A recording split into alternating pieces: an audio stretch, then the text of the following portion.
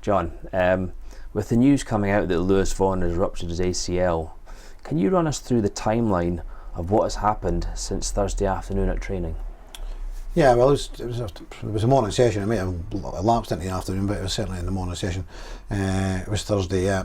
We were just training as normal. We were going through a kind of defence via attack function, and Lewis had ran long, kind of turned, come back towards the ball, but just kind of as he turned and kind of straightened up, his leg just went from him, and he went down in a heap with quite a loud sort of painful expression, noise, scream, whatever.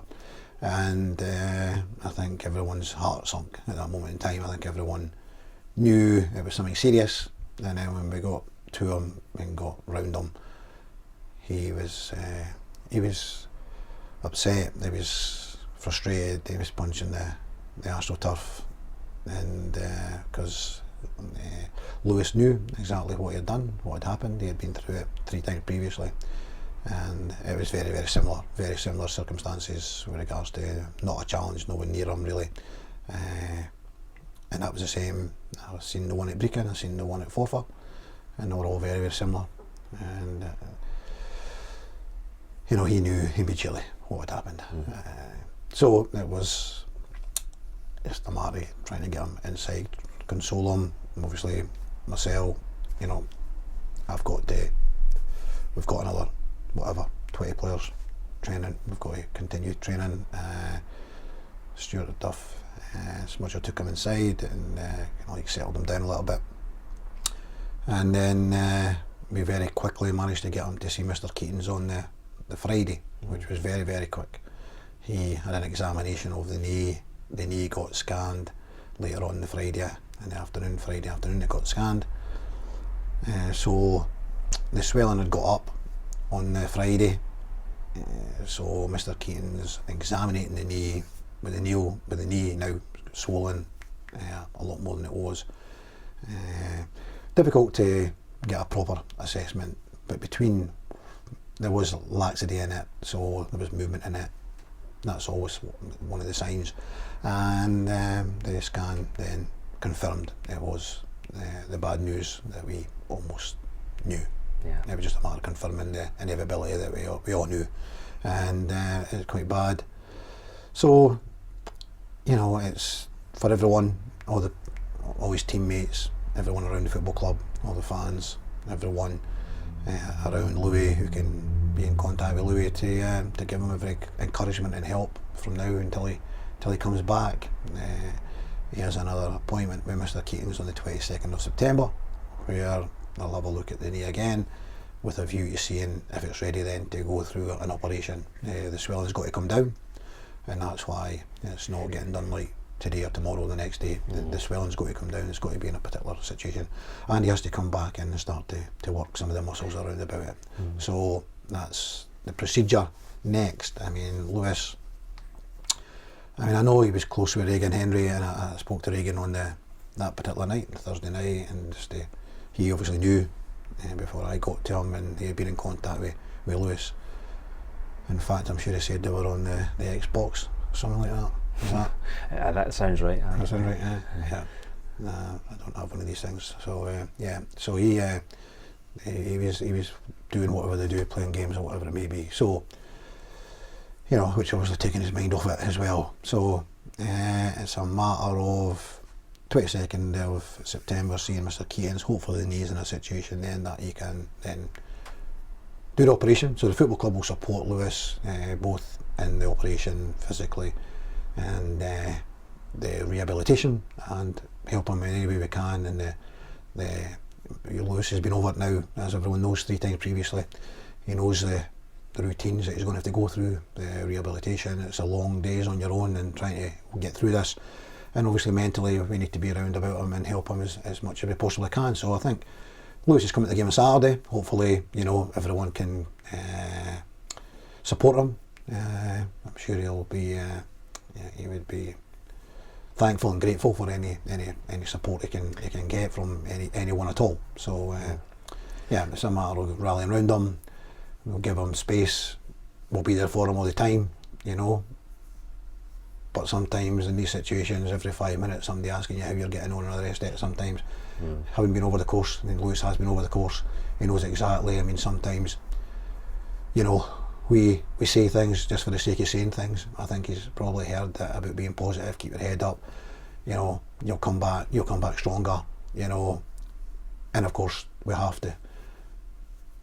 But I've said it a million times, well, maybe not a million times, but over the course, Lewis has heard it. He's heard it from everyone, you know. But what can we do? We've just got to try and keep his spirits up. Yeah. I'm sure, you know, the surgeon is very, very confident again that he can do the job and get him back. So he's still a young man. He's got plenty of time on his side. We are very much hopeful that he will come back, and there is nothing better than seeing Lewis Vaughan. I mean, I think if you don't know Lewis Vaughan and you're just sort of, you know, listening to this interview, then, you know, your heart's probably broken for him. But if you do know Lewis Vaughan, then you know, it's 10 times worse knowing the type of person he is, the type of boy he is. I've known him since he was 14 when they brought him in this football club, and that's the person. The person is an amazing young man who's not got a bad bone in his body. The football player is someone special, you know. For Raith Football Club, he's a legend. He's a living legend. He's a joy in training. He does things that I just sometimes either just smile or laugh, because, you know, some of the stuff he do, although it's technically great, it's so cheeky as well. You know, he pulls things off like dinks goalkeepers for fun, and he chips balls in all over the place from different areas that people only dream of, you know. And it just, you stand there, wow, just look what he's done there. You know, he's not an ordinary football player, he's a special football player. So knowing him for so long and everything that we've been through, you know, can't wait to get him back. Yeah, exactly. Yeah, just listening to you speak there, John, it's very clear that, you know, he's a very, very special person, and also the esteem in which he's held by you, Paul Smith, all the staff and the players and everyone associated with the Rovers. It was clear on Thursday that it was devastating news for everyone at the club. Has it been a challenging time since then for you and the players just come to terms with things? Very difficult, actually, you know, because I've known Lewis since he was 14, and some of the players here, I've known him for a number of years, you know, like I suppose the longest one, Ross Matthews, Ross Matthews, Kyle Benedictus, guys that have been here for a considerable amount of time as well, you know. There's a relationship, you know, there's a bond, you know, you sometimes spend more time with your teammates than you do with, you know, perhaps family members, you know, because you're there for the morning, you know, at times through the day, sometimes at night, whatever,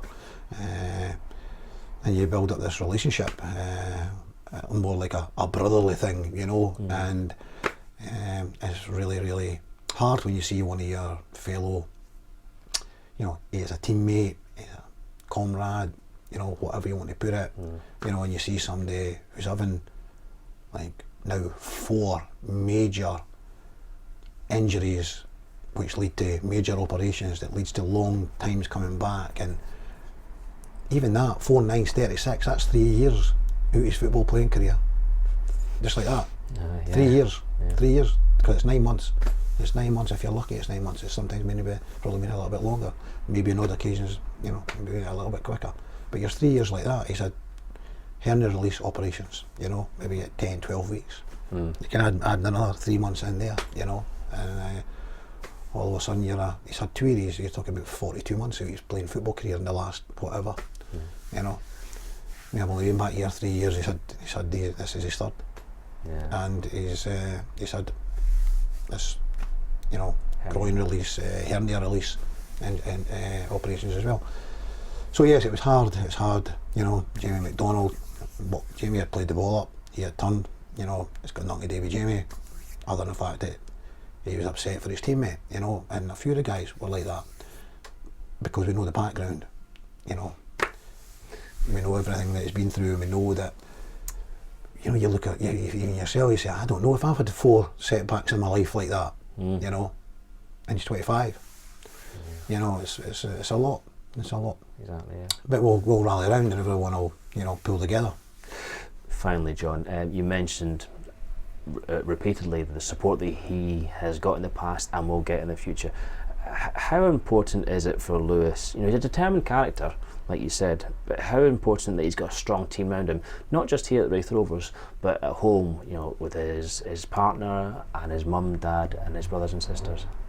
Yeah, well, again, like the Rovers family, I know his own family will be backing him, 1,000,000%, and helping him in every way, shape or form that they possibly can. They'll be keeping his spirits up, because again, they've been through it, and so as much as it'll never ever get any easier in these situations, they know Lewis, and they know he's a fighter, and they know that he'll want to come back and he'll want to be on that football pitch and he'll want to be scoring goals, and so they will definitely be supporting him all the way, as will everyone here at Raith Rovers Football Club, from the majority shareholder right through to June the laundry woman, Yeah.